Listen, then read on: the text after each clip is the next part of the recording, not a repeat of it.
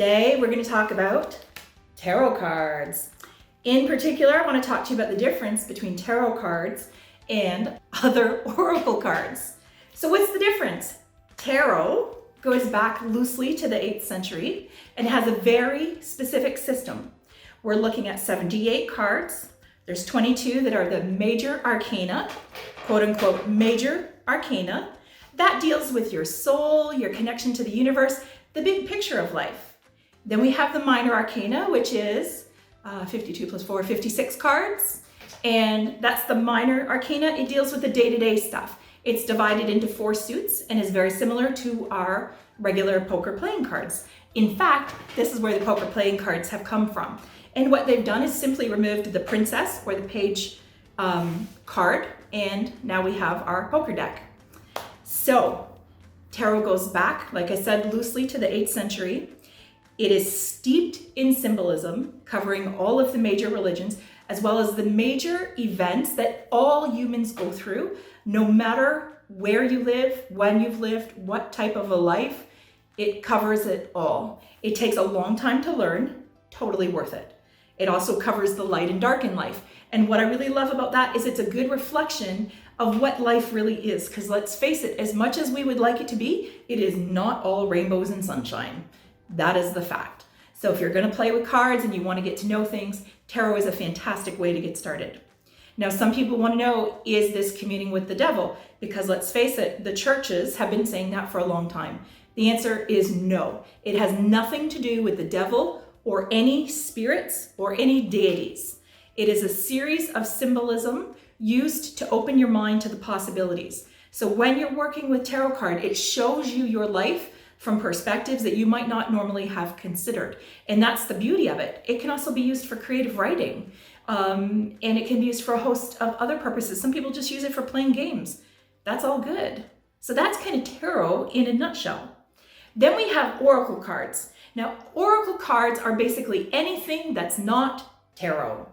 Nice and simple. If it's not tarot, it's oracle cards. Oracle cards are standalone systems. Each deck is unique. There may be 70 cards, there may be 48 cards, there may be 30 cards, 107, who knows? Whatever the author chose, that's how many there are. Most oracle cards include a book that explains the meaning of the cards, what they're supposed to do, how you're supposed to use them, all those good things. Most oracle cards are also positive only. I like to refer to them as a hug in a box. Every card is, you're doing great, the universe loves you, mwah. Okay, so that's great when you need a reason to get out of bed in the morning.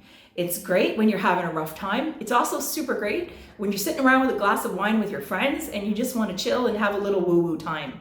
That's what I like to call the spirit stuff. Woo-woo! You probably heard that from other people, and it's fun, and I like it. So they have their place, right? Absolutely, they have their place, but that's the main difference.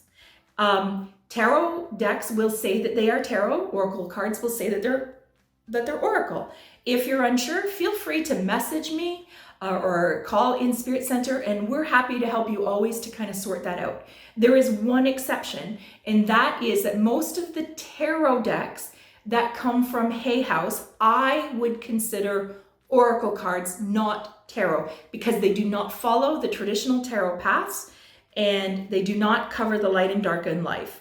Most of the authors who have put these out have also recommended for them to be considered as oracle cards. And like I said, oracle has its place, but there is that difference. Okay, so Hay House typically keeps to the light and dark. If you're looking for a more balanced deck, I recommend more looking with the Llewellyn Publishing. That's my personal preference, and everybody has different preferences. But as mentioned, if you're looking for help, that's where we would recommend.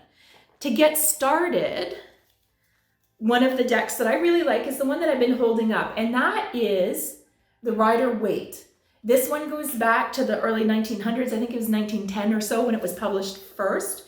What makes it different and special for when you're getting started is the minor arcana. Remember I said the 56 cards that have to deal with the day-to-day life? It's divided into 4 suits. Each suit represents a different area of our day-to-day life. But look at this one.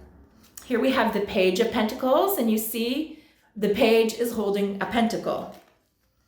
The Two of Cups is two people together facing each other with the cups.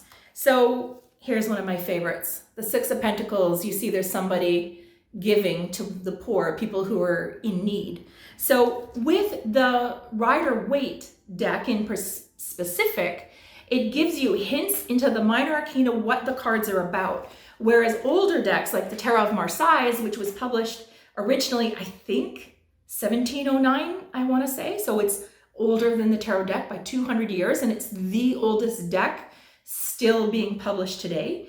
In the minor arcana, there is no difference in the symbolism. So Three of Pentacles has 3 pentacles. The Five of Pentacles has 5 pentacles. There is no other details to give you hints about what it's about. So while it's amazing, rich history deck, it's a little tougher for learning because there's no visual cues. Now, there's a lot of tarot decks, and guaranteed you're going to find one that really speaks to you with its art. And that's the main difference, the artist's interpretation. Otherwise, the cards mean the same thing from deck to deck when you're dealing with tarot. So my best advice when you're wanting to get started, pick a deck with the artwork that you love. If you don't love the Rider-Waite's art, don't start with it. Because if you don't love looking at the cards, bottom line, you're not going to do it. That's how it boils down. So pick the one that you like, even if it means it's a little bit tougher. The next thing I recommend is get a journal. Dedicate a couple of pages to each card of the deck. As you learn, as you study, as you discover interpretations, make notes. And then you use that book as you're practicing your readings to go through and use it as a reference. And this is the best way to get started with tarot, because there's tons of amazing information out there. And I think you will appreciate it.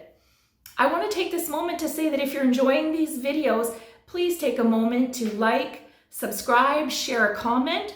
If there's other topics that you would like to know more about, whether it's tarot or anything metaphysical, spiritual related, drop it in the comment sections, because I'm always happy to put more out, as is other members of our team here at InSpirit Centre, and we appreciate it so, so much when you do this. My next piece of advice when it comes to tarot is to pick a card every day for an entire year and try to see how does that card equate to what's happening in your life that day.